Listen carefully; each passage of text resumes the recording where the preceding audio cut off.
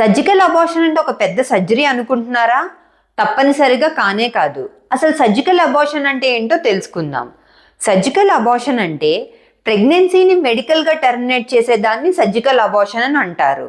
కామన్గా suction aspiration method ద్వారా యూట్రస్లో ఉన్న ప్రెగ్నెన్సీ టిష్యూని సేఫ్గా తీసే పద్ధతి. ప్రెగ్నెన్సీని సర్జికల్ అబార్షన్ అన్నది మనం ఒక క్లినిక్లో లేదా ఒక హాస్పిటల్లో ఒక trained medical professional under appropriate anaesthesia లేదా పెయిన్ రిలీఫ్ పద్ధతిలో చేసే ప్రొసీజర్ని సర్జికల్ అబార్షన్ అని అంటారు.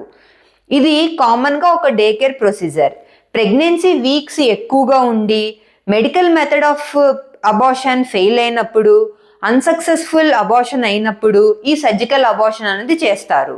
మీకు ఏ ప్రొసీజర్ అన్నది సేఫ్ అని డిసైడ్ చేయడానికి మీ ప్రెగ్నెన్సీ యొక్క వీక్స్, మీ అల్ట్రాసౌండ్ ఫైండింగ్స్ ప్లస్ మీకు మీ మెడికల్ కండిషన్ బట్టి ఒక ఎక్స్పర్ట్ గైనకాలజిస్ట్ ఎంటీపీ లా ప్రకారము మీకు ఏది ప్రొసీజర్ సేఫ్ డిసైడ్ చేస్తారు.